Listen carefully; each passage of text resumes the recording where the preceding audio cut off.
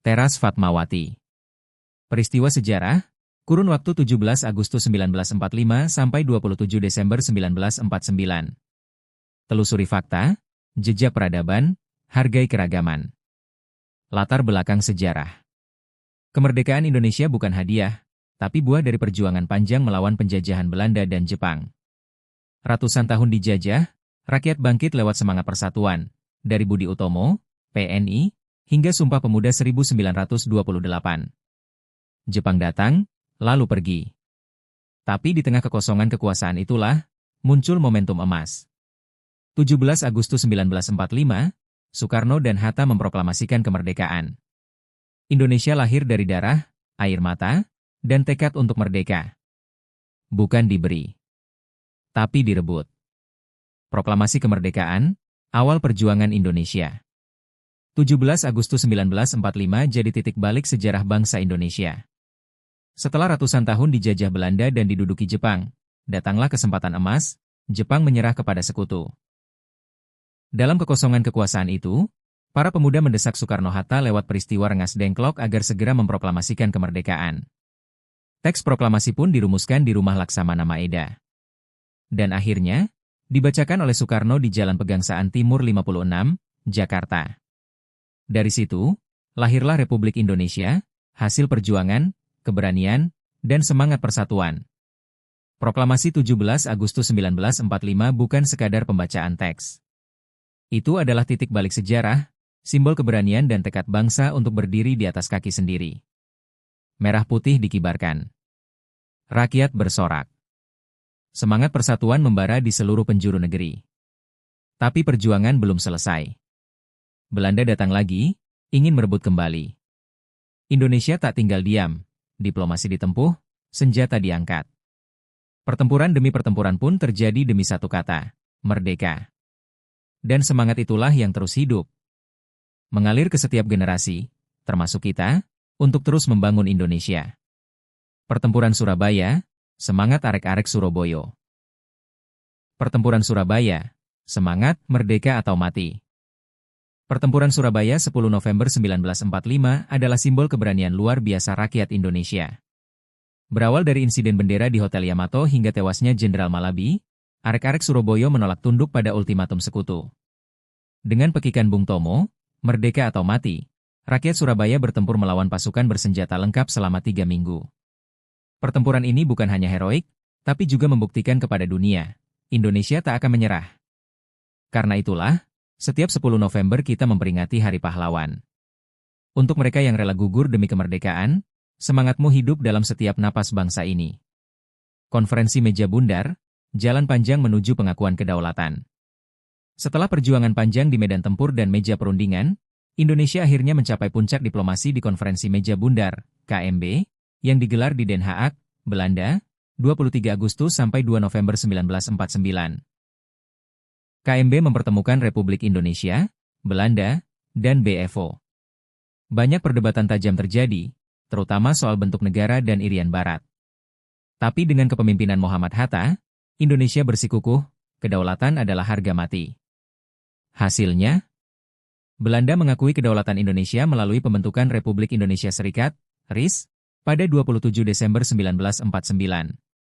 Meski Irian Barat masih jadi PR, KMB adalah titik balik, akhir dari penjajahan Belanda dan awal berdirinya Indonesia yang berdaulat. Agresi militer Belanda, saat bangsa ini tak mau mundur. Setelah Indonesia memproklamasikan kemerdekaannya pada 17 Agustus 1945, Belanda belum rela melepas cengkeramannya. Mereka datang kembali, bukan membawa damai, tapi senjata. Agresi militer Belanda I, 1947. Belanda menyerang Jawa dan Sumatera untuk merebut sumber daya. Serangan besar-besaran dilancarkan lewat darat dan udara. Korban jiwa berjatuhan, tapi semangat perlawanan tetap menyala. Agresi militer Belanda II, 1948. Yogyakarta diserbu. Soekarno dan Hatta ditangkap. Dunia terkejut, tapi Indonesia tak tumbang. Pemerintahan darurat dibentuk di Sumatera. Rakyat berjuang lewat gerilya. Perlawanan rakyat setekanan dunia kemenangan diplomasi. 27 Desember 1949, Belanda terpaksa mengakui kedaulatan Indonesia. Agresi ini membuktikan, kemerdekaan bukan untuk ditawar. Bangsa ini memilih melawan. Serangan umum 1 Maret 1949, bukti kedaulatan Republik Indonesia. Serangan umum 1 Maret 1949 bukan sekadar aksi militer. Ini adalah bukti bahwa Republik Indonesia belum kalah. Saat Yogyakarta diduduki Belanda dan para pemimpin kita ditangkap, dunia mulai percaya, Indonesia telah runtuh. Tapi TNI punya cara menjawabnya, dengan serangan mengejutkan di jantung kota Yogyakarta. Dipimpin Letkol Soeharto, TNI menyerang titik-titik strategis seperti Benteng Vredeburg dan kantor pos besar. Hanya dalam 6 jam, Yogyakarta berhasil dikuasai kembali. Dampaknya luar biasa. Dunia tahu, Republik Indonesia masih ada dan masih melawan. Serangan ini mengguncang opini internasional, memaksa Belanda berunding, dan membuka jalan menuju pengakuan kedaulatan Indonesia melalui Perjanjian Rumroyen. 1 serangan. 6 jam. Efeknya, mengubah sejarah. Indonesia, merdeka atau mati. Penyerahan kedaulatan. Akhir penjajahan Belanda di Indonesia, 27 Desember 1949. Indonesia merdeka tahun 1945, tapi perjuangan belum selesai. Belanda ingin kembali berkuasa, lewat agresi militer dan perundingan yang berlarut-larut.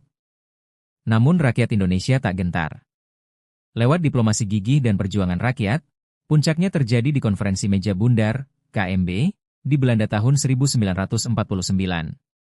Setelah debat panjang, akhirnya Belanda mengakui, Indonesia berdaulat. 27 Desember 1949, momen bersejarah terjadi.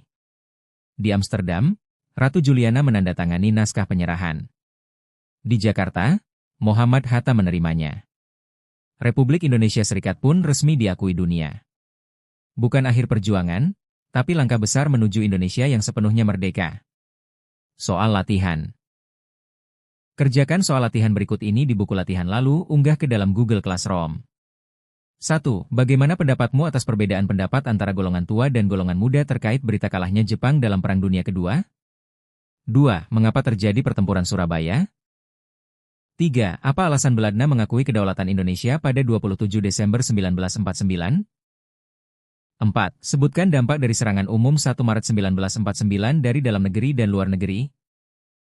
5. Apa tantangan yang harus dihadapi setelah mengakhiri penjajahan Belanda? Penutup. Kemerdekaan Indonesia adalah hasil dari perjuangan panjang dan pengorbanan banyak pahlawan. Momen ini tidak hanya penting secara historis tetapi juga sebagai pengingat akan nilai-nilai persatuan, kebebasan, dan keadilan. Generasi penerus harus terus menghargai dan menjaga warisan ini dengan membangun Indonesia yang lebih baik dan adil. Mari kita jaga semangat perjuangan dan cinta tanah air dalam setiap langkah kita. Terima kasih. Sampai jumpa lagi dalam pembahasan lain bersama Teras Fatmawati.